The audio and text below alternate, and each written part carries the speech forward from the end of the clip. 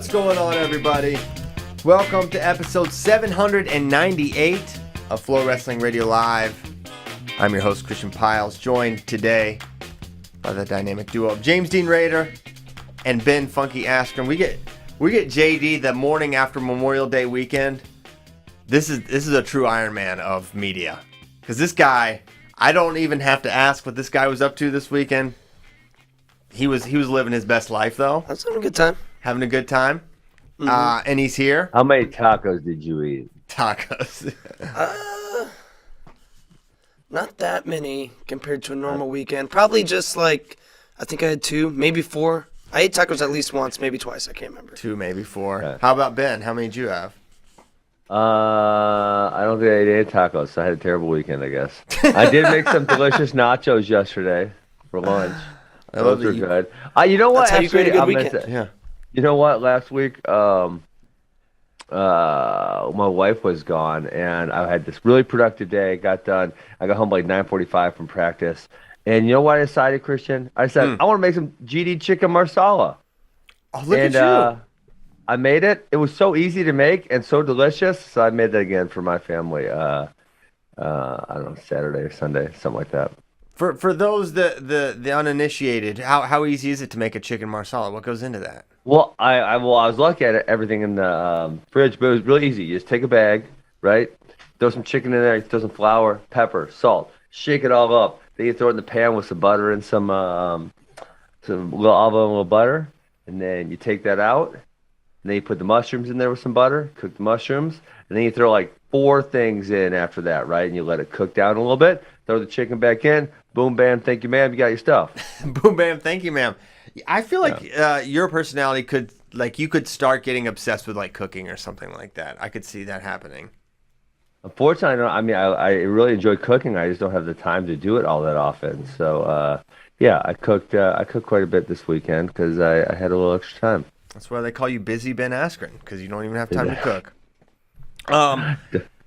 Following up some other things, Robles, man, that was a bummer. We were actually watching a bunch. We watched like more than I care to admit of a man just doing pull-ups for an entire day. But I think it was just me, Kozak, and Bray at the office for most of that morning, and we were just checking in, and everything seemed to be going fine. He was sort of on pace, and then literally in the evening I checked in. I was like, uh-oh, he's not doing good. And I literally came in and he did like half of one, and he like grabbed his arm. He was getting a lot of attention, and I guess he put out a post afterwards that he like tore a tendon in his bicep, which would seem to prohibit you from doing a lot more pull-ups. He could have done 1-arm pull-ups. He only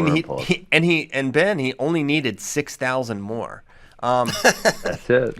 At that point, it's like new goal. I'm going for the one-handed pull-up record, whatever that is, and just try that.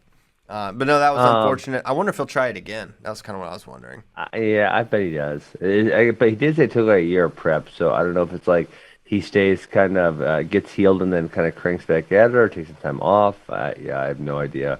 I really wanted to bring him in here. It was probably going to be as contentious as the JB Dake episode, but I wanted Shane to pitch Shane's idea to Anthony. But Shane didn't show up for work. I've not taken top. Yeah, I know. And I don't think we'll have Sparks this week. So a little bit of housekeeping. Again? Well, is he going to Final X? No, I don't think so. But the reason I say that is we're no Wednesday show this week. We're off tomorrow. We're traveling to Stillwater. JD is not. He'll be at U20s, U23s. And so Tuesday, Thursday, Friday for the show. Episode 800 will be Friday, the day of Final X Stillwater. That is very fitting, or just a coincidence, but cool. And you'll be able to call toll-free into that episode, 1-800. So that's happening. Hey, no Shane Sparks. Can we prohibit USA Wrestling from having their events in the middle of nowhere, though? I mean, this event they have for U20s, it's like you can't fly in there. What the hell are they doing here? It's in some small town. Like, did I tell you about my issues, Christian? Did I tell you about my issues? Let's talk about you. A little while. Yeah. On radio. Go on. Well, so I was procrastinating because there's no good flights in, right? It's either Cleveland or Erie, Pennsylvania. So I was procrastinating. Finally, I'm like, okay, I'm going to buy the damn ticket. So I bought the ticket to Erie, Pennsylvania. Okay. Then It wasn't even a good ticket. It was like I had to fly to Chicago, fly back into Milwaukee, late, whatever, right? I go to book a rental car. There's not a rental car available in all of Erie, Pennsylvania. Oh no. What is Erie, Pennsylvania? What is wrong with you? There's not a rental car in Erie, Pennsylvania. For this tournament are flying in Erie. I know. It's like a high traffic place. Oh, so painful. So then I just gave up and I canceled and I'm driving. It's not ideal. But USA Wrestling should be prohibited from having events that are in the middle of nowhere. I mean, this is over an hour from Cleveland Airport, which is not even a good airport. An hour from Erie, which is also that's a dog crap airport. You've flown into Erie before? What are they even doing? What? Have you flown into Erie before? I have. I did a return trip to the Edinburgh University. Oh wow! Well, Yeah. You don't think in 20 years the airport could have evolved? No. It could have improved. I don't think Erie. Have a nice I don't think Starbucks Erie there. evolved. A couple extra gates. No, You know, I a don't lounge or think they two. did. I think that's the Rust Belt, so it probably got worse in 20 years. Dang it! Don't make fun of Erie, Dang PA. Yeah, I'm sure some nice people live there, but they don't have a nice airport. So USA Wrestling, stop holding events you're in Geneva, Ohio. This is not Geneva, Switzerland, where it's nice. It's Geneva, Ohio. There's freaking nothing there. So I'm not even gonna stay there. I'm not even gonna stay there any nights. I refuse. Well, you just commute and you're flying back home every night. No, I'm driving. I told you I'm driving. So I'm gonna drive. I'm gonna stop. Well, the junior freestyle is only one day, so I'm gonna drive. I'm gonna stop in Cleveland. When they have reasonable hotels, then I'll drive the hour or whatever the next morning to be there, and then that night I'll leave and I'll hopefully make it back home. We'll see. How are the working class members of the Askren Wrestling Academy getting to Geneva, Ohio, Ben? I haven't asked them. We don't travel as a team. You don't talk. I'm working class. I'm taking a rental car. Let's go, baby. Yeah, renting the Tesla self-driving No, car. I know. I did. Have you done a self-driving car, Ben? No, the self-drive feature on my Tesla was not very. When I had it, was not very good. Kept running into You know things. why? Because listen, this is racism against handless driving people.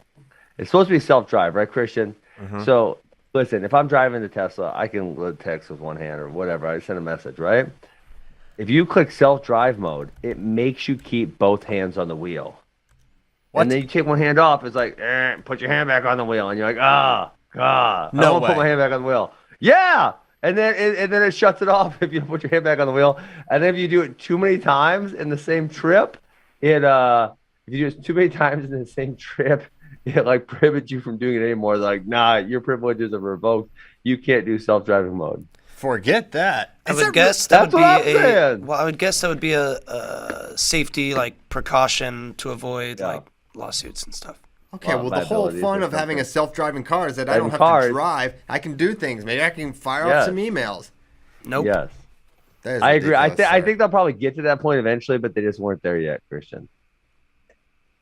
Yeah. Yeah. Man, I'm using all my If powers. you're trying to of- find Geneva, Ohio on a map, you can't do it. Don't worry about it. Well, it's because the Spire Institute is there, which Kenny Monday is like. How much the money coach do of. I got to give? How much money they give? How much money do I got to give to just have it hit right where I know. want it? Good old Heartland, Wisconsin. I don't know. Probably if How you much just do- have how much? if you just had a venue at cost. I'm sure I you can know? find a venue. I'm not sure. We'll all it try. takes. You know what? Surely How far is the take Dells one. from you? That's a good point. That's a good point. Dells, Ben, not the Dells. No. Ben, you can't Not another complain until event. you try to get an event and fail. That's what I'm saying. I got to know what I got to do to get it. Do you know what? I bet USA would take your phone call if you had some questions. Okay, I'm gonna talk to Rich Bender and say, listen, Spire Institute in Geneva, Ohio, got to have an event. Like, what do I got to do? Like, how many Bitcoins are we talking here? How many? Well, that's an ever changing negotiation. It would sound like. Christian, this is how I know you're a fraud. You're not a real Bitcoin. Everyone knows, Christian, 1 Bitcoin equals 1 Bitcoin. Oh wow! I'm sure that's gonna art of the deal. 1 Bitcoin equals 1 Rich Bitcoin. Bender into giving you a venue at good cost. That's smart. I wish you luck. Okay, thank So you. I'm currently, using all my powers of investigation to find something that I understand. It's very understandable why it'd be hard to find something like this, an Olympic trials match from 2021 in the age of internet. But you actually can't find this match. You can't. Cannot You can't. find it. You cannot find match brings one this up. of Vito versus Gilman. They hate NBC. You hate us. You hate. No, you're taking these down. Why can't they be Haven't up? we had this talk? I mean, maybe this is a huge detriment to the sport of wrestling. This is a really Huge. big deal, Christian. No, the two biggest wrestling events in America every year, or obviously not every year, but would be the Olympic team trials and the NCAA championships. One is owned by ESPN, one is owned by NBC. Neither one, if you go back, are available, right? So like you can't go back and just click on an NCAA's match and watch it. no. It's not easy.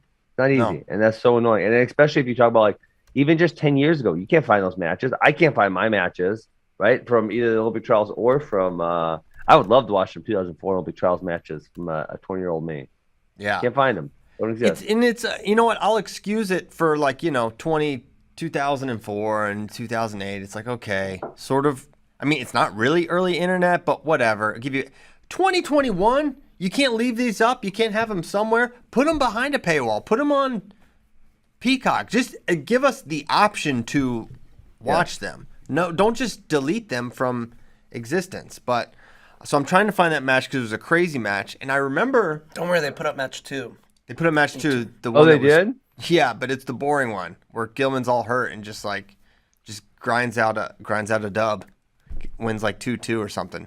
Yeah. You know what's crazy in that match? As I did rewatch it, the finish when Vito's sprinting at him like a banshee, he falls into a leg with like 2 seconds left, and I mean he obviously doesn't finish it, but I kind of forget how close he was.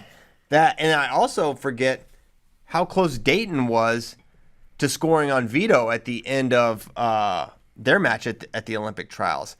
Like Vito kind of got it big, and then Dayton, he tried like a lateral drop and kind of rolled through and was on a go behind, and he literally got to rear standing with like 2 seconds left and couldn't finish him. But anyways, a lot of these matches are not available to be watched, and I'm sad about that. So there's 2 matches you can watch of Gilman Vito. One is on FloWrestling. It's from their match in France where Gilman won 6-2, and then you can watch the aforementioned match 2 of their trials. But yes, a lot of great matches are just nuked from existence, and it is it's very sad and annoying.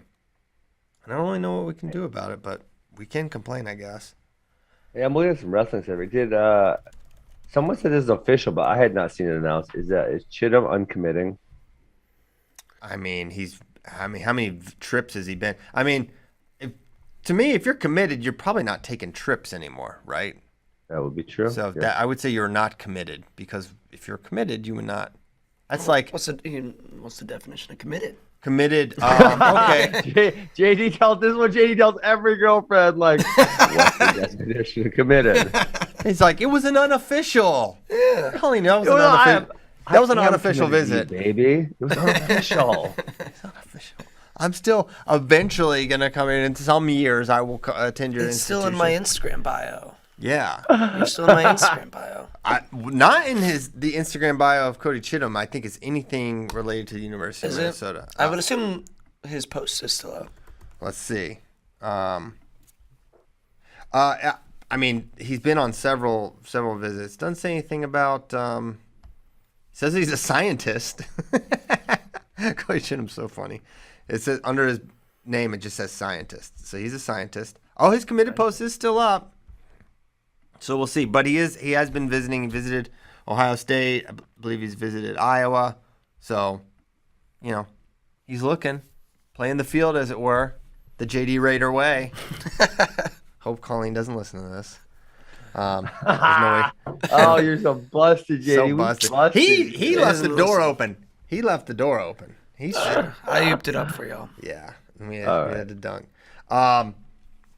So yeah, wait, what brought that up, Ben? Oh, sometimes I just scroll through some extra wrestling media to make sure I'm not missing anything. Because sometimes I do miss things. And I feel like a dope when I miss things. So I read it. I wanted to ask. Okay. So we'll see. He bumped up in the field to. I did notice this separately, but also related. he bumped up to the 70 kilogram field at junior trials, and the 70 kilogram field is pretty wild how deep it is. This is a good weight to have the bye to the finals in. Very good weight to have the bye. So good job, Mitchell Messenbrink. Yeah, seriously, right? It's such an advantage to have the bye, like in a weight class like that, because it's full of freaking landmines. Yeah. So in that, well, we'll just talk about it. U20 trials. So Mitchell Messenbrink at 70 sitting out. Levi Haynes, Cody Chittum, Hunter Garvin, Jordan Williams, Caleb Ratchey, Paniro Johnson, all in that bracket. I'm sure more good ones. There probably are. This is kind of like the who's the kid from Georgia that's that was number one? Henson? Caleb? Yeah, he's there, right? Pretty sure I saw his name. You don't have him listed. Perhaps JD Rader is a massive Virginia Tech Hokie hater. He is there. Yeah, he's there. So that's like the number one guy in the country. Ridiculous. Yes, it is. Oh my gosh. So yeah, whoever even just emerges to hit Mitchell, no matter how that happens, will have really run a gauntlet just to get to that point. I thought it was interesting that Levi Haynes dropped down. Be interesting to see how that works out for him. Yeah, because we read a lot into him going up to 74, right? Like, oh, okay, yeah. but now 65. Now let's read a lot into him going 70. Yeah, he's going 57 next year. No, I don't know that. Although, would sort of make sense. Wouldn't be the worst idea they had. No, especially with Facundo sitting out, makes sense because he won that no problem. He looked really good actually. Other interesting weights. I mean, for me, the most interesting weight of all is 61 because you got Nick Bouzakis sitting out, and you've got this madman Jesse Mendez trying to make his way to that finals for a showdown against his soon-to-be teammate Nick Bouzakis. I would think as good as this, and this is a really good field. Kenan Webster, Nasir Bailey, Zeke Seltzer, Kyler Larkin, all in this weight. But Jesse, based on what he's been doing senior level, you would think he'd be a favorite to make it to Nick, which for me is a thrilling 2 out of 3. Yeah, I agree. Hey, so this is the Larkin that made the cadet team, right? Kyler? Isn't this the one or no? Or is it the? I get Caleb and Kyler mixed up all the time. Yeah, I get mixed up also a little bit. But there was one Larkin that made the finals at 65 and lost. Is this that one or no? Let's see. Is there one registered at 65? I'm on the registration. Oh, yeah. No, Caleb is at 65. So then 61. Kyler, didn't he just make the cadet team? Yes, at 60. He did. Yes. Right? Mm-hmm. Beat Dalton So Perry. he bumped up for this. He's trying to double up. Yeah, well, bumped up, but into juniors. Yeah, trying to make a couple world teams. He's good. Wow. I don't know if I think Mendez is definitely separated here, but more interested in the finals match than anything. I think it's for U20s, the entire tournament is one day, so you have to go through the bracket and the finals, best 2 out of 3 in one day. That's tough. Yeah. Now the brackets are smaller because there's a qualification process for this. The U23 brackets are always massive, and that one is 2 days. But there's nobody sitting out, obviously. But Ben, do you think it is? I'm curious for your answer here. Do you think it's less of an advantage for like these young guys to run the gauntlet and then go 2 out of 3 than like grown men to do it at like 25 to 30 years old and then have to turn around? Because I don't know why, but in my mind I'm like, that's not going to impact Jesse or any of these guys that make it. Yeah, well, I think if they can get in and out of them, I mean, there's a probably higher likelihood of skill discrepancies, meaning the match would be easy, right? But Yes. like a sum like 70, for example, you look at just to say the top 8. There's more than 8, but at least the top 8 would be the last 3 matches, right? The quarters, the semis, and the finals.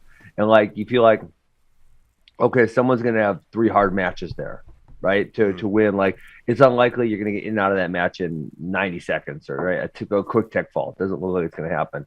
And so if you have 3 hard matches, and then I was thinking like 4 doesn't seem bad, but then like if you go to that 3rd match with the best 2 out of 3, now you're on your 6th hard match of the day. Like, no, that's a lot. Like that's really. And I remember, so I can tell you, for me, I remember one of the biggest issues I had my redshirt year of college was not my cardio within a match, but like over the course of a day, because I kept freaking losing. So I had these like 5, 6, 7 match days, and by the end of the day, my body just felt drained. You know, like my muscular endurance wasn't good. Got it. So it could definitely play a factor in these matches, especially at 70.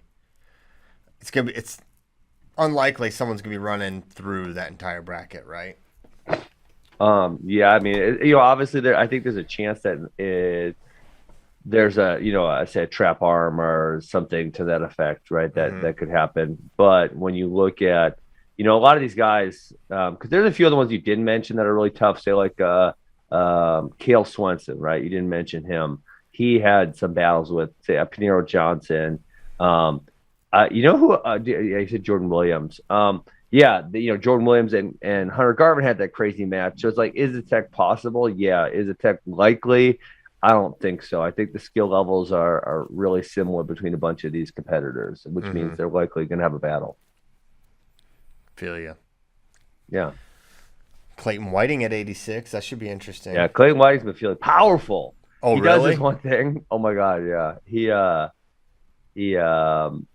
pins you in. He's a duck under. No. Well, so we've been working a bunch of head pinch stuff, right? And he ducks but when we're on the mat, this dude is so strong. Like good guys like Sinclair, or I don't remember who else he did it to last week. We had some Mizzou guys up here, so it might have been a Mizzou guy. But he ducks, right? And they're pinching the front headlock so tight, and so there's some resistance, and all of a sudden, boom, the other just goes flying. Like he's literally sending them flying. His duck is so strong.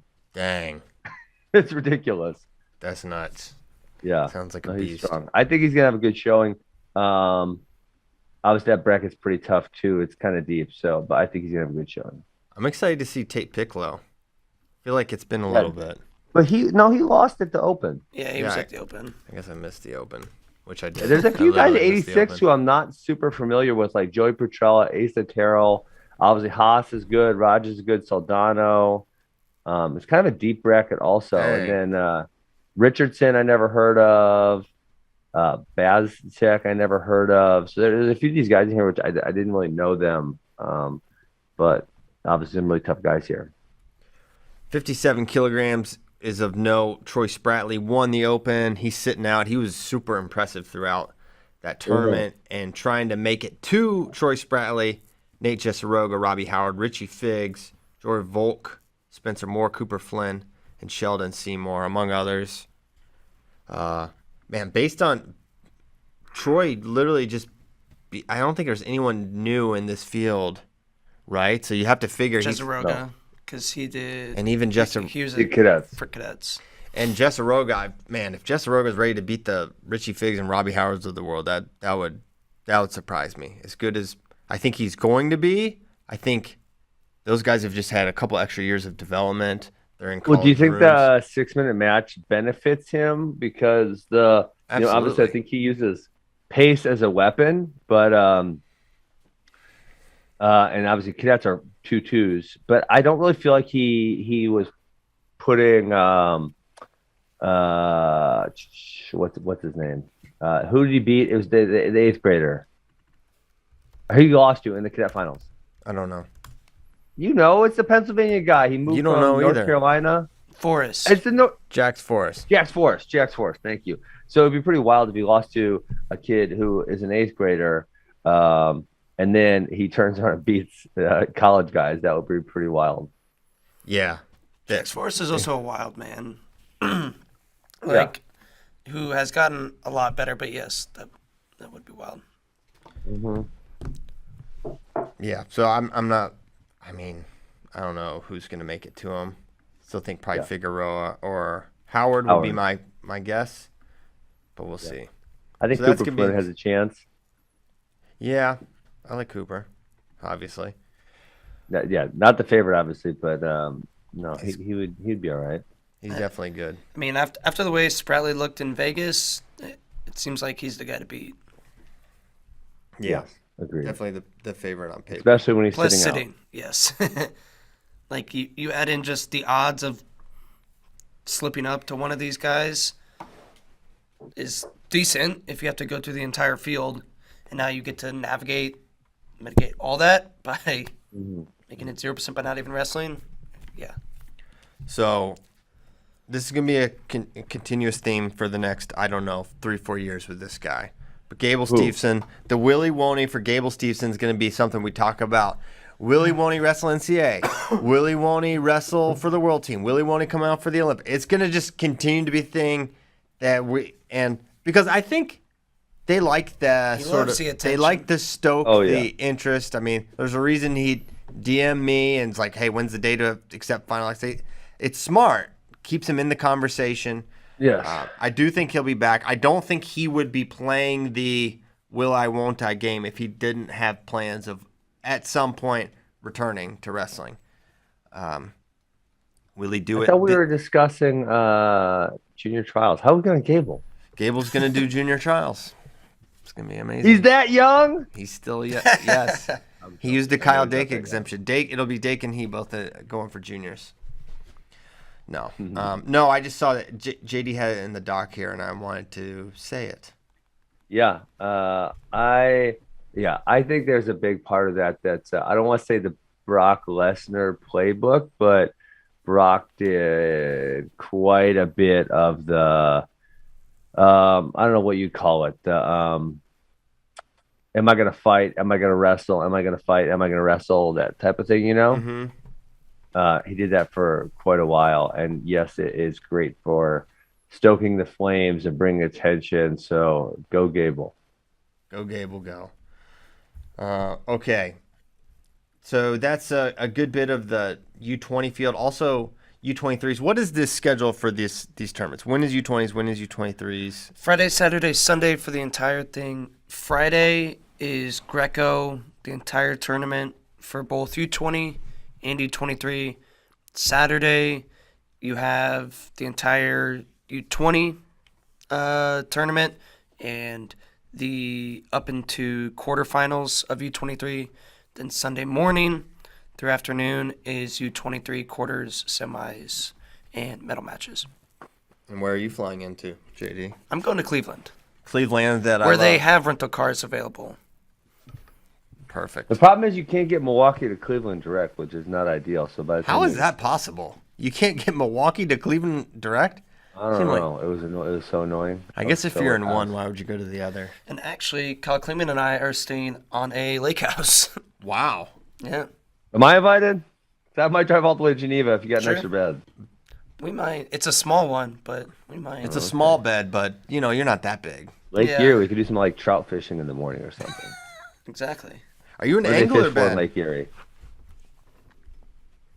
I did do one time. I did a party on Lake Erie. My buddy had a bachelor party. I don't remember what the town was called. People are probably going nuts in the chat. But it was some island. I'm having a hard time remembering this. You drive to, it's somewhere by Cleveland-ish, we'll say, and then you have to take a ferry out to the island, and then people just party their ass off there all weekend. Sounds like your scene. Nah, I mean, I enjoyed watching drunk people, but yes. No, I was wrong. It was Sandusky, I believe. It's called Put in Bay. Put in Bay? I think I've actually heard. You heard of it? I think I've heard of Put in Bay. Yeah. No, when I do stuff like this, because I don't drink, like, they go for the 3 day. I can't handle these people being maniacs for 3 days, so I'll go for 36 hours, and I'm like, all right, you guys are party on. I'm out of here. And I disappear. Yeah, that makes sense. I remember one time you were for Akron. You guys were in this. You invited me up. You were staying in this fancy little lake house situation. No, that was like on a swamp. It was an Airbnb. Oh yeah, it was big time, dude. It was true. Big time. That was another Josh. That was the day I told Josh Otto he had to walk home. And then you want to get even worse because his dad recorded this when I roasted him on the show the other day. You want it to get worse, Christian? Make it worse, please. So this was like, these guys are all kind of younger, and this is like Keegan, Aiden Medora, Josh Otto, all these guys, and I was really frustrated. They're kind of like starstruck by the event, like all these big names, right? 'Cause that's what K-Dats is, right? There's all these really highly nationally ranked guys. And so at the end of the day, I get home, right? Keegan got knocked out. He didn't place. And I get home, and Josh had gotten the ride with someone else because I told his ass he was going to walk home. And he was going to walk home to the Airbnb, right? So I get there, and I'm like annoyed because they've just been building everyone up. And so, all right, guys, let's freaking talk. We need to talk. And so I start blah, blah, blah, blah, blah, blah, blah. And I'm yelling at him. And then towards the end, Josh goes, this guy did this and that guy did that, or something like about the guys he had lost to, you know, which is about the whole freaking conversation was about like, stop freaking worrying about who you're wrestling. And he says, this guy did this and that guy did that. Like I said, Josh, placed? do you What do want you mean by a freaking cookie? And then I freaking left because I was pissed. So I said, do you want a cookie? And I walked out, you know, and we're in this like little house. And I get to the other room, and Josh is right on my shoulder. I'm like, dude, what do you want? He's coming for a cookie. I said, dude, what do you want? He said, you really got some cookies?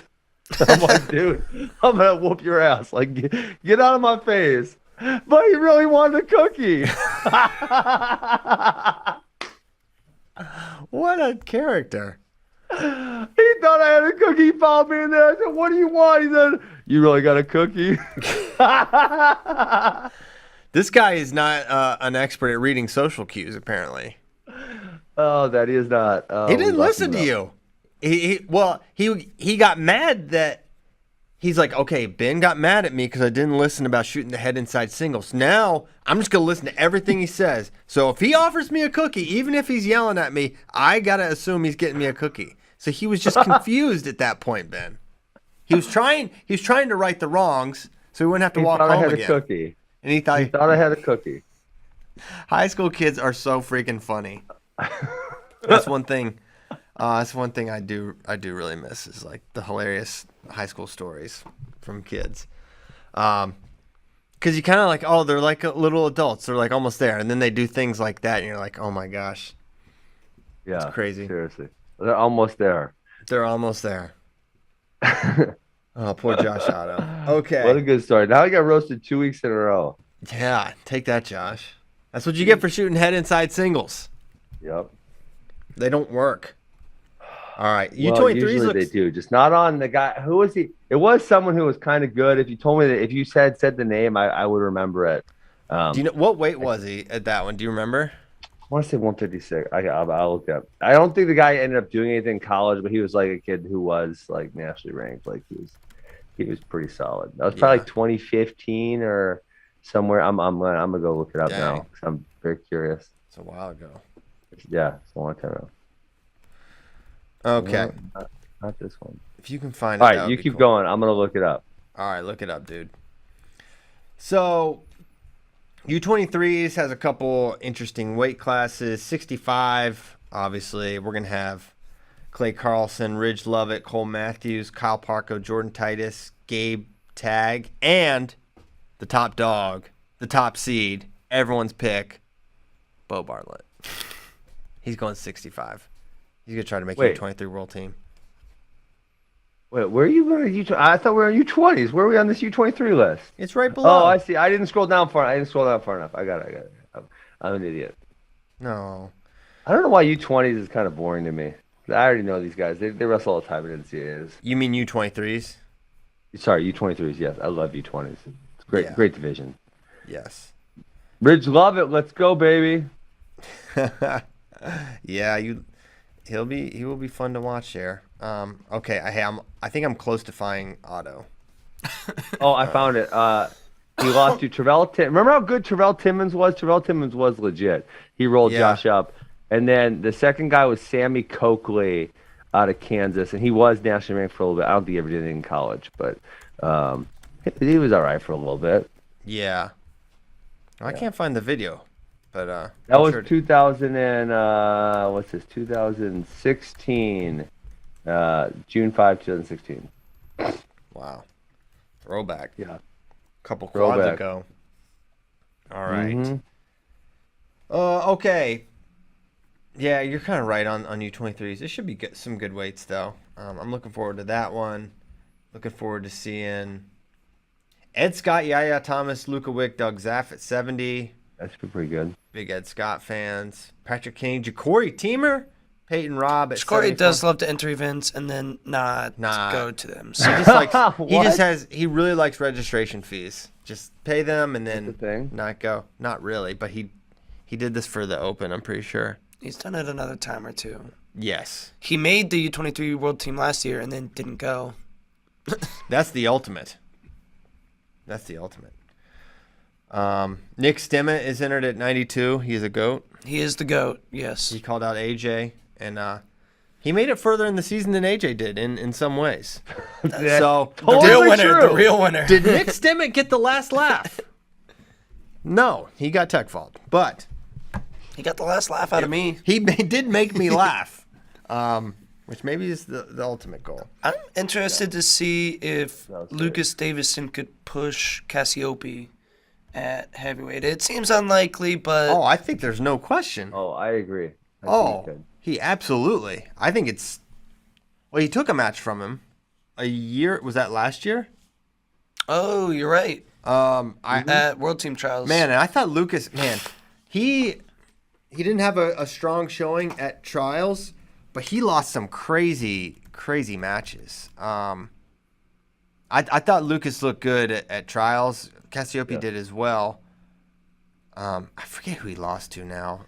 He lost to Christian Lance and Davison? Jordan Wood at Trials. Those were both crazy matches. I'm pretty sure. I think he was up. Jordan on, Wood was on criteria. Yeah. Yeah, he was up kind of big on Jordan Wood, and then Jordan Wood came back. It was a great match, and then I think Lance had to run down Davison as well. He had the lead, so he looked good. I think he can. I forgot. Last year in the U23 World Team Trials Finals, they went Cassiope pin round 1, Davison by tech fall round 2, and then Cassiope by 8 points in round 3. It's very rare in heavyweight you see that many flip flops. Yeah, that big of swings. 3 in matches. dominant wins. Yeah, Davison can absolutely make this team. Zach Elam's also there, so that'll be good. Any other U20, U23 talks we can get a little bit into? U20? Are we gonna get more? We do picks for U20s or something? Cause, Do you want to do picks? we could. So then 79's a really fun weight class too, because it's kind of a lot of the higher ranked guys: Thompson, Singleton, Rowley, Josh Barr, Rocco Welch, and then the guy who won. I told you I wasn't really aware of him prior to him winning. Luca Augustine from Pitt. So that's a fun weight class. Yeah. What can you tell us about Luca Augustine? He's from Waynesburg, PA. Shout State out. champ. He's Hometown solid. of Coleman Scott. Yeah. Okay. Josh Koscheck, Waynestown. Oh, really? Waynesburg. He's from Waynesburg? Yeah. Yep. Drew Headley. Got lots of Waynesburg fellas. They're really good Isn't right now. Colap from near that area? Okay, I don't know that. I thought he had some connection to Waynesburg. Yeah, near. That's too old for me. Dang, first thing that popped up is an SI article from '92. Waynesburg. He went to Jefferson Morgan. Brock Hyde will get it to me in like 3 days. Yeah. Greene County. Gateway. Yeah, he's got roots there. Near Waynesburg. I think people worked at the prison near there.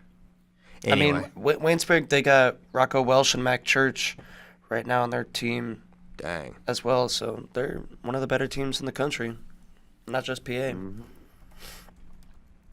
that where Gavin Teasdale went? No. I'm pretty sure he went to Waynesburg. No, he went to Jefferson Morgan too, just like Kerry. Okay. Okay. There you go. Anyways, there you go, Pennsylvania people. That's There's our us Pennsylvania trying to talk geography. about something that you're like, CP. That is ingrained in you. Yeah, that you already knew. Jefferson Morgan is super close there. Yeah. Okay. So what do you want to do, Ben? You want to do? What do I want to do? We U20 can do picks predictions? later. You Okay. can do whatever you want.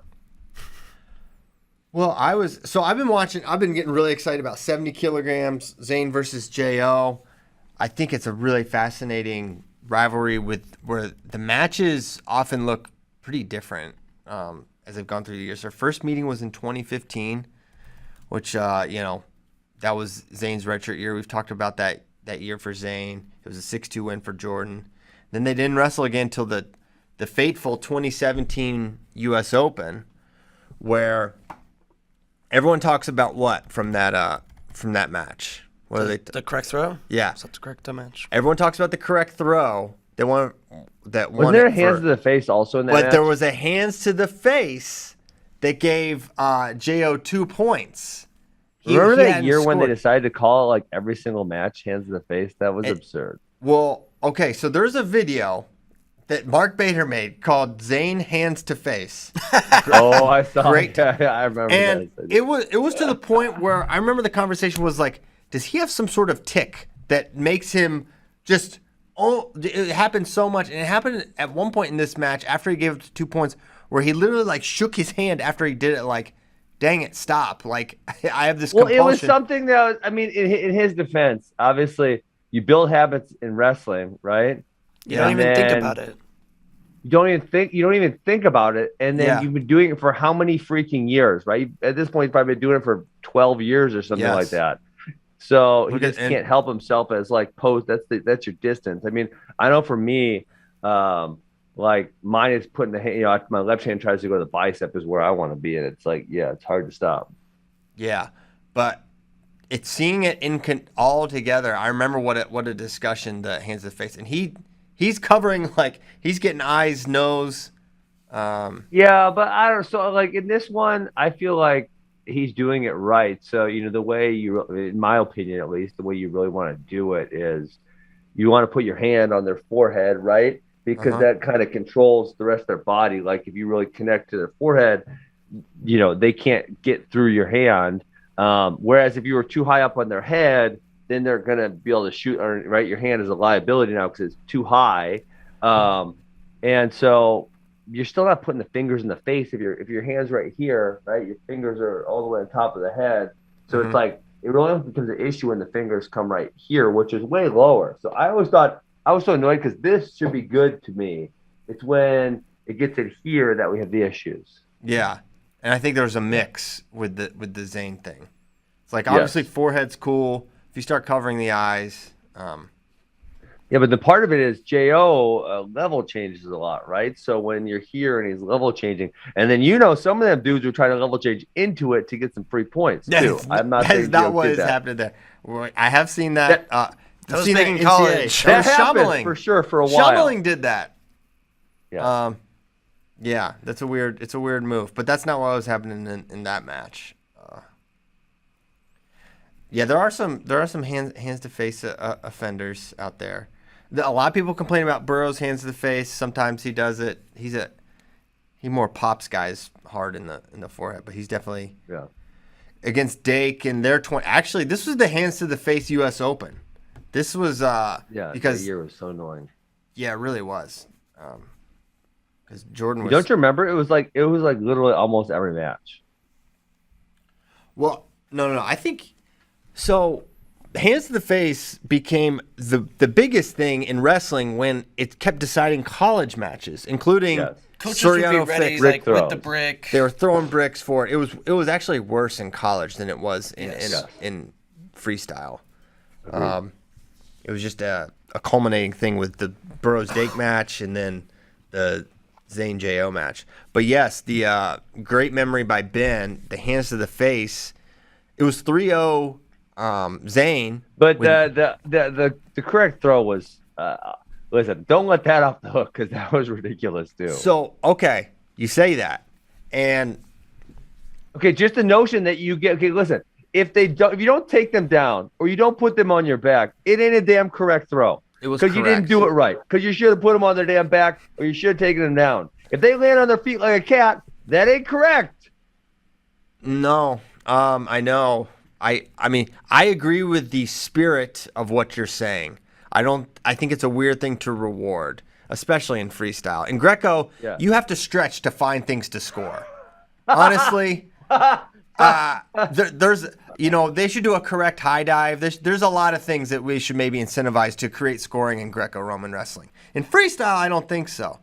But Kozak looked up the rule and the verbatims on it, and he's like, he tried to describe it to me, and he's like, it's actually right if you blah, blah, blah.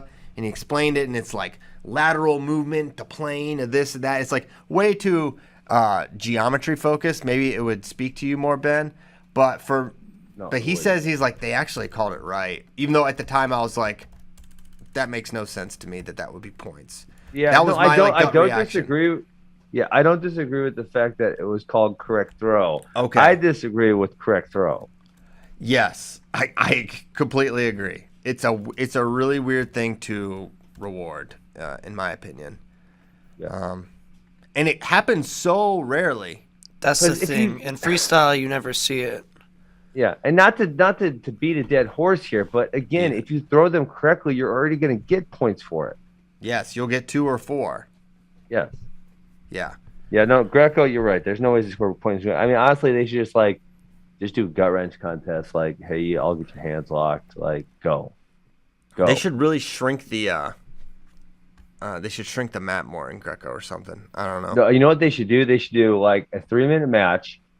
You get 3 positions. You get 1 over/under, 2 over/under, 30-second goes, and then 2 gut wrenches each, and then that's the match. Whoever scores the most points. Mm-hmm. That'd be cool. Sweet. Jeff Baxter says, CP survived Disney, I see. I've been back for like weeks. Jeff, where you been? Jason Hildreth, ridiculous Final X and U20s and 23s same weekend. Yeah, it is tough.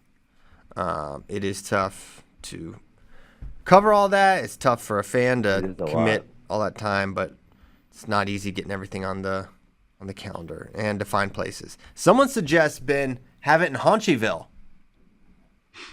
I saw a lot of people knew what Put-in Bay was also. No, listen, I'll listen. I'm a man of my word. I'll go ask Rich Better, like, hey, what do I got to do to host an event? And then we'll see. Because, I love it when they're Wisconsin. The Wisconsin Wrestling Federation, under the direction of Scott Cleaver, we host a lot of events. We know what we're doing up here. We host Northern Plains all the time. Good old Dominate the Dells. We've had some kids nationals. We did host, I think it was maybe 2014, we had the junior trials. Right? Yeah. 2014. Well, that was in Madison, right? Yeah, and then obviously during Crony year, the Dells was the only thing open, so we held the cadet trials that year. Yeah, we held a lot of things up here. Natalie and I had a ball in the Dells. Great place. Would return, certainly. Eric Hinckley, he says he's weighing in. He's a legend. He says the correct throw thing is kind of like a slip rule. Not a fan of either. The slip is really bad. Slip is so bad. And especially when I literally just watched, so I'm rewatching all this stuff. I rewatched Dayton versus Vito this morning, actually. And they gave the worst slip ever for Dayton. Vito had him jacked up on the edge with an underhook. And Dayton, that's the worst. And Dayton just goes, whoom, swing and a miss, lefty headlock. And they pot him up. No points. No, the worst is for sure when someone either has 1 under or 2 unders, and they're working them. And then the guy tries a head throw, and it's like slip. It's like, no! No! They had double unders. They were forced to make a stupid decision. Listen, the benefit of getting to good position in wrestling is you get the other person to possibly make a bad decision. And now there's no benefit to it because you let them off the effing hook. Yeah. Yeah, the slip. I at least understand what the slip is trying to reward. You're trying to reward throws. Throws are exciting. And if people were trying more throws, then if they felt there were no risk. But you got it. The level of discernment you have to not let it be gamed as a bail technique is like you really got to know what you're seeing. You have to. You can't just. You have to really know the sport. And like if you call a slip there, I mean mistakes happen, and I'm sure I would make way worse calls than that. But that's you can't let people use it as a bail. Yeah, can't do it. I hate that. Yeah, freestyle rules are getting pretty good. So you guys know I got a book coming out, so I'm rereading through it. And I was reading the portion last night, I think, where it was the freestyle rules when it was the best 2 out of 3 periods. And it's like the rules. And then in the book, I kind of not at length, but a little bit described what the ball grab was. And it's like, dude, this was so stupid. Like, why the freaking earth do we have a stupid ball grab? It's so ridiculous. Yeah. I don't know who thought that was a good idea. That was the good That was when, That's a bad when idea. wrestling was great. It's not even like an over-under clinch is a 50-50 position. Somebody in on a leg is not a 50-50 position. No, That's the not even insane close thing. to 50-50. I think I say that. I think it's like, I think they wanted it to be like slight advantage, but it was, I think they did the stats and it was like 95-5 or something absurd. Yeah. Yeah.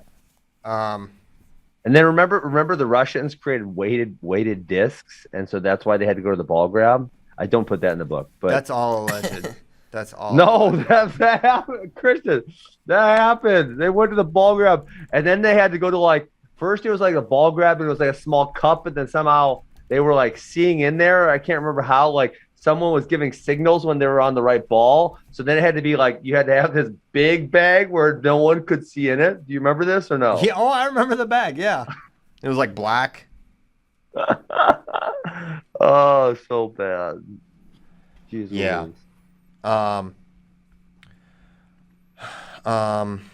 Yeah. Some rough air, but we're coming out of it. Yeah. So All right. pretty good rules, but correct there should not be a rule. Slip should not be a rule. You know the other one that really frustrates me in freestyle, since we're on freestyle rules, hit it. when the bottom guy gets put on his back, right? So one guy gets put on his back and he bridges, right? Because listen, there's not a lot of ways to not get pinned. Yeah. And one of those ways is to bridge. And it just so happens that they're directionally facing. When they bridge and they move, it takes them to be out of bounds. Every single time, it's a caution in two. And to me, it's so absurd because you're like, okay, wait, what did you want this guy? They already got thrown to their back, so they've already given up points. And now you just want them to lay there and get pinned because they can't bridge out of bounds, or it's another caution in two, and then they're down again. That one to me is like, I understand you don't want someone to evade being on their back, but if they get thrown there and they're right by the edge and they bridge, this is what they're supposed to do. This is the correct wrestling movement, and they just happen to go out of bounds. Don't penalize them again. They're already on their damn back. Yeah, I agree with that. I think there's one other example where, like, the example you're giving is like the right wrestling maneuver and technique is to do the thing that they're doing. So you shouldn't be penalized for it. Yes. Another one that happens in freestyle, and you almost only see it overseas. You don't see it domestically much. But when a guy gets rear standing and you like do like the folk style fight hands and turn and cut, they hate that for some reason and will literally penalize it and call it fleeing the hold, which makes literally no sense at all. Literally no sense, because literally they're trying to take you down. So what you should be trying to do is flee that hold. Yeah, me and Nomad have ranted about that multiple times. Just like so ridiculous. This makes no sense at all. Like that's just smart wrestling. Yeah. Oh, another weird one. I don't even know if this is even possible anymore with the new Greco rules, which seem to change every couple of years. But like when I remember Rayvon Perkins against Bryce Sidoris at the 2014 Greco trials, he kept hitting like stand-ups in forced parterre and like literally just getting away and not getting a terrible turned. idea. No, it was genius. But sometimes they would like penalize guys for doing that. They're like, no, you just gotta stay down there and like, yes. They're like, no, stay down there and take it. Yeah, you can't escape. Get down there. You know, literally by doing that, especially in Greco, you are putting yourself at great risk. Yeah. And for the potential for the highest of amplitude throws. We talk about that sometimes. Like, hey, if this dude has a really elite gut wrench and you know they're going to turn you, like, why don't you just try to reverse them? Like, better than just getting gut wrenched a whole bunch of times and the match being over. Like, we might as well try to reverse them or try something, right? I would hit a sit-out turn-in Peterson. Sit-out turn-in, sit-out turn-in. If by that third sit-out turn-in, you're perfectly perpendicular. Boom! And you don't even... Listen, with the Buffalo Gap Peterson, Ben, you don't even have to get the leg in Greco. You just wrench real hard on that wrist, and he'll go flying over for two. Yeah, that's true. The Buffalo Gap Peterson, I love it. We originated that for sure. Okay. So we fixed all the rules. That wasn't even an agenda item. So good job by us. One rule in freestyle that they used to have that I actually kind of like was the hold and you get an extra point. I agree. It just feels like if you hold somebody on their back for like 30 seconds, it should appreciation be point, yeah. more worth more than just exposing them for half a second. Especially when you can be neutral. You're neutral, man. We're wrestling neutral. Yeah. And I put you on your back and hold you there for, 10 seconds or whatever and only get 2 points total for all that. It's like, man, I at some agree. point you should get extra points out of that exchange. Yeah, that has always felt sort of strange. I remember Definitely one feels time- strange under the because we grew up in Folkestone where the most rewarded thing is holding them on their back. And so yeah, to your point. And sometimes like when you put them on their back in like a sequence from neutral, you don't get the takedown and then the turn points. It's just so you both. only get two period. And so then and then you hold them there. So you've done all that work. You've taken them down, you've turned them, and you've held them, and you still only get 2 points. Yeah, I remember Burroughs at Pan Am's one year. I remember I guess I was still, sort of learning all the intricacies of freestyle wrestling and like all the, defensible position for he double-legged this guy and had him on his back for so long and the guy was rolling around forever and he got like 2 points out of the whole exchange. I was like, what is happening? Why would this be? So yeah, that is one area where it's just like not rewarded for the degree of difficulty, I guess it is. Yeah. Okay. Let's go to some questions. Next. What does Nolf have to do to beat Dake? This is from CP vs. Kozak at Final X at Vincent A. West. I'm not wrestling Kozak anywhere. But better question. What does Nolf have to do to beat Dake? Man. Oh, what does Nolf have to do to beat Dake? So I would say in the most simple terms, get Dake on tilt like in the Olympics, right? Dake is so controlled and so fundamentally great at the positions he's in. Get him to wrestle in positions he's not great in, right? Get him to take a few more chances than he wants to take, and because I think a shootout in that sense would favor Jason Nolf. Or is that, I shouldn't say favor, I should say be his best opportunity to win. Increases the likelihood. Greatest likelihood. Because if Kyle Dake is able to wrestle a really highly controlled match that he wants to wrestle, Nolf's chances are very poor. And if he gets him in the shootout, they're maybe not great still, but they're absolutely better. Jordan Burroughs mentioned that briefly in our new film, Jordan Burroughs 6. You should go watch it if you haven't. It's awesome. It's only like 16 or 17 minutes long, so it's a pretty quick and easy watch. But he talked he talked about like, yeah, you don't want to get down on Kyle Dake because if he can just sit there, hold position, it's like even I'm not going to win. Yeah, that's what I was going to say. He cannot get down early because if you have to pursue Kyle, it's really tough. I feel like don't even try to finish a shot.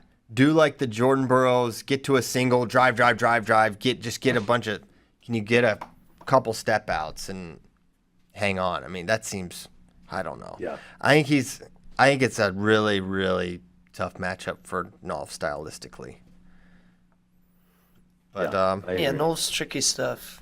Yeah, Dake's just too fundamental. He just he's very, very highly disciplined. He's an elite athlete, and he makes matches happen where he wants to make matches happen.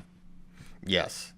One thing that I saw Kozak tweeting about this, and it made me think about it because I'm thinking about Final X New York and David versus Zahid. I'm like, it's gonna be David in 2 matches. It's maybe Zahid. Zahid's gonna make it competitive and interesting, but at the end of the day, David's gonna win twice. And then creating a little doubt, not really enough to change my prediction, is Kozak talking about David has not competed since Worlds, and this is a guy who is, Wow, I didn't think about that. I didn't either. And I was like, man, that's like 8 months, no matches from a guy who is, competed a ton historically in his career.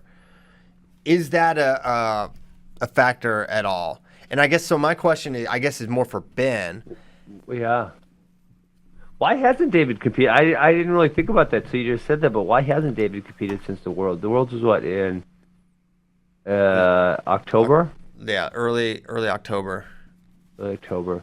So we're at what, May? That's 8 months. You'd expect him to get a you'd expect him to get a couple matches in, but yeah, I don't know. That's weird. He hasn't competed. Do I think it'll be a factor? No, I think Dave's such a professional at this point. Exactly. That it's not going to be a factor. I am on record saying that I think it will be more competitive than they've had previously. I think Zahid is improving. I don't think he's improved enough to get over the hump yet, though. So I do think it's going to be more competitive. I don't think his time off is going to be a large factor. I expect David to win, but I think it'll be more competitive.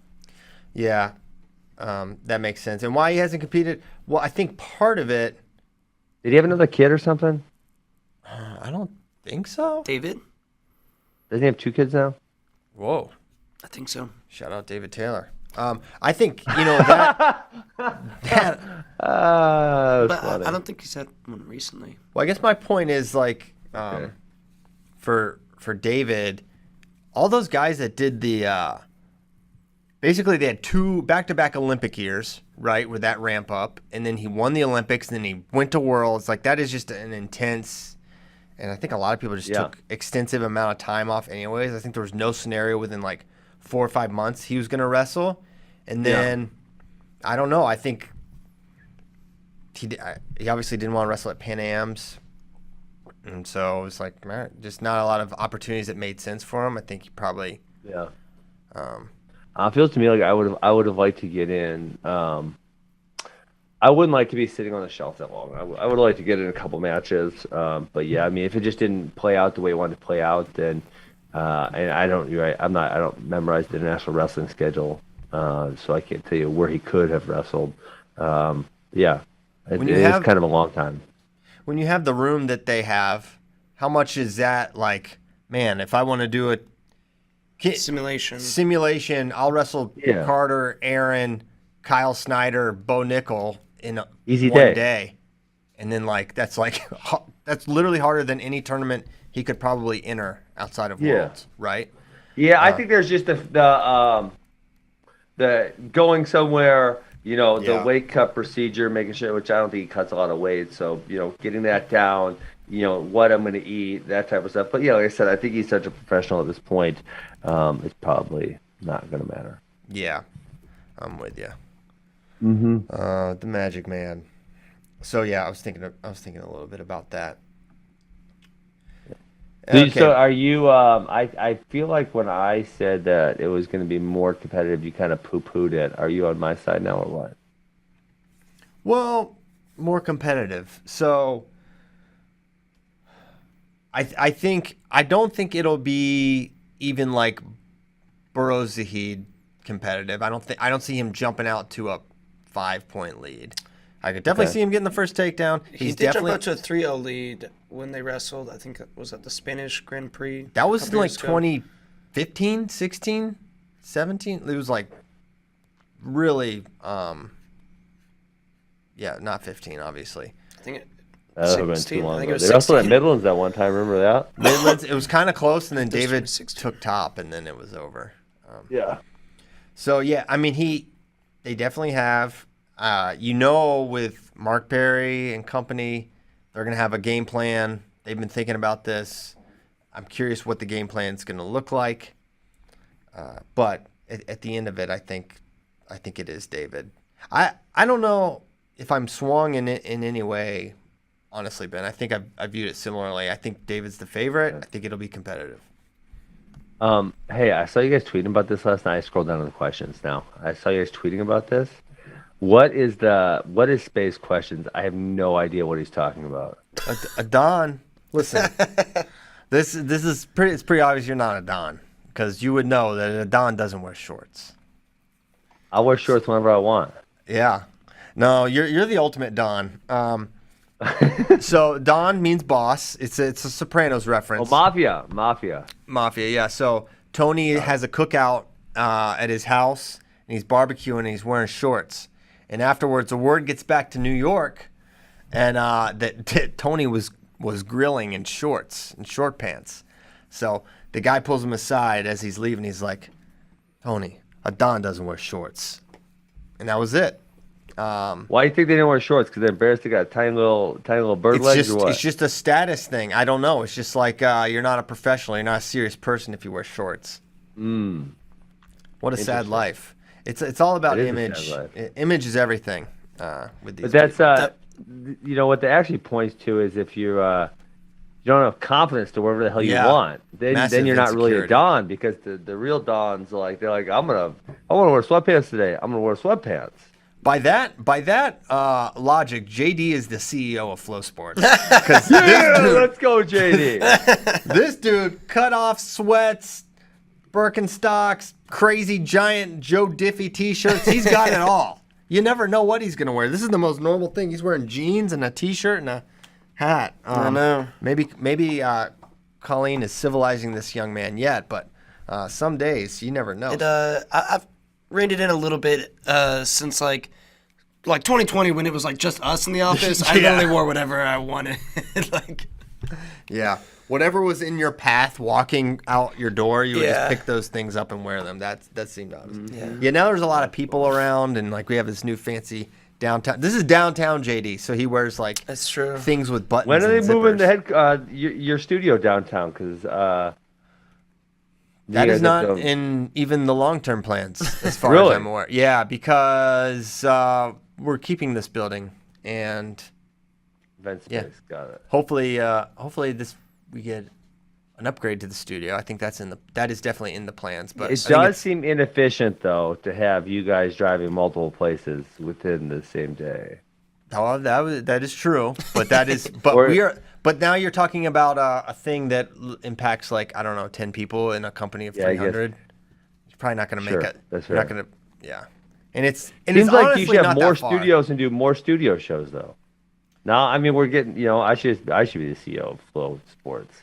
Hey, all studio shows for all sports. No, because then we got to fight for our hours and stuff. I would make more studios. There you go. Simple. All right, Ben. Wait, what about? No. I don't know why this didn't lead the show. I got the next question. Hit it. Question number 7. The real Avery Lynch. Real Avery Lynch is killing it for us. Yeah. Can we put a picture of this on the screen? Nikki Whitebelt. He's doing that jujitsu with that flow. I saw it. He was with AJ Agazarm, who is that dude's lame. That's as good a mentor as you could have in the jiu-jitsu game. Love AJ. Former Flow Sports employee, people forget. So yeah, that's not AJ Agazarm that he's with. That's Nick Soriano and somebody from Gracie Baja. And I mean, Nick's trying to predict Nick Soriano is among the tougher things in life. Him becoming a judoka is that was not on my bingo board. For Nick Soriano. I thought this was jiu-jitsu. I know. I just wanted to say that. Okay. Maybe he's doing judo too. I don't know. He might. Who's to say? Obviously, learning jiu-jitsu is essential if he wants to do MMA. So I could see the application there. Although, would it make sense to train gi jiu-jitsu if you're gonna? Not as much, but people convince you to do it. A lot of the jiu-jitsu teachers are super traditional, and they really, really want you in the gi. Yeah, it's kind of weird. It's when I'm in a fight, they're not going to wear a giant blazer for me to grab a hold of. So I'm not sure the application here, Sensei. Yeah. So anyways, that's what Nick's up to. Who knows where we'll see him next. It doesn't seem like he's on the quest to be the best wrestler in the world right now. Maybe at some point that'll be his goal again, but not in his plans. Would Final X have better attendance / viewership if you tase Ben live on air there? It's unquestionable. So there's no doubt about it. New York City. You guys need to find someone to take care of my daughter because I'm bringing her to New York City. So, and listen, I haven't bought my ticket yet, so you need to give me a backstage pass or something, and then I'll let you tase me.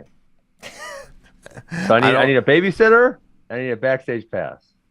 Man, I wish Caleb was coming because they could pal around again, but he's coming. No, it's the other daughter. It's my other daughter. Oh, she's only young, 6. 6. Oh, she's way more emotional. I think Alex might be a little worried, but she'd probably laugh. Andy would be just hysterically crying if you guys tased me in front of her. It would not be good. No, listen, I don't want to tase your dog. Tase your That's what I'm saying. We got to get rid of her for a little bit. Oh man. Okay. Well, maybe we don't tase in New York. As fun as it'll be. Definitely not worth traumatizing Yeah. your daughter. Young Andy. She's so sweet. We don't want to traumatize her. I know. So I haven't told you to take my daughters on trips with me every year. Haven't told you that. No. Once they get to 5, I take them on at least one trip with me every year, just like them by themselves. So like Alex, I took to a Rudis Summit. I took her to a Young Guns wrestling camp. She didn't do the camp. She kind of hung out with Daddy and traveled with me and stuff like that. And so Andy forever has been saying, I want to go to U-Nork. It's hilarious because she says it wrong. She says U-Nork. And but then obviously when she turned 5, that's when I started taking her on trips with me. She wanted to go to U-Nork, but U-Nork was closed down from the pandemic. So U-Nork's finally open, and Final X is there, and I figured this was a perfect reason to go to U-Nork and take her with me, and she's so excited. That's awesome. Yeah, I definitely. Yeah, when I took Natalie last year to cadet trials, it was so fun. It is fun. The one-on-one time is really, really cool. Absolutely. So I don't want to ruin her trip by getting tased, and then she's scarred. Yeah, now she thinks every time I go to U-Nork, my dad's going to get electrocuted. Maybe she should tase you. Oh, like in The Hangover. Little girls do not want to hurt their dads. Yes, they don't. That scene from the Hangover is like such a great scene. Yeah. It's like the best scene ever. I'm watching it right now. Laughing. I'm sorry. Play it for everyone, JD. I was like, how does Ben know this is happening? I was like, is this in the doc somewhere? No. Look at you, fat Jesus. Not you, fat Jesus. Oh my gosh. That's such a great scene. Here's an interesting question. Oh man. Is there anyone at their, quote, last best chance stage of their career for Final X? Considering all the young talent USA Wrestling continues to develop, who needs to make their move this year? I mean, Jordan? Chance Marsteller. Oh, Chance? Well, no, so I feel like this question would be like a Jordan. All these guys, a lot of these guys have already done it. I thought it was maybe guys who haven't. I meant Jordan done it. Oliver. Oh, yeah. Sorry, Well, I should definitely clarify. Yeah, he kind of technically made the team. Yeah, I would say Jordan and Zane are headed towards the end, right? Well, I mean, when I never like thought about Jordan being like such a veteran, then I was like, man, this guy wrestled in the 2012 trials.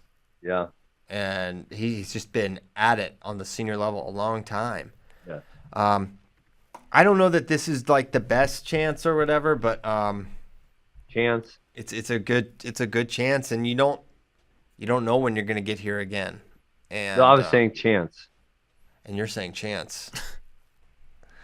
Who's on first? So you think this is Chance Marsteller's best opportunity? Yeah. Specifically this year in 2022, we had people from the last cycle retire, and then there's a lot of younger kids taking this year off, right? So next year is going to be harder, 2023, and 2024 is going to be way harder, right? That's the peak if we do it like this. The fourth year, right? The Olympic year is the peak. And so if there's any time that a guy who's getting older right now is going to make a team, and listen, it's not that likely, but this is their best chance.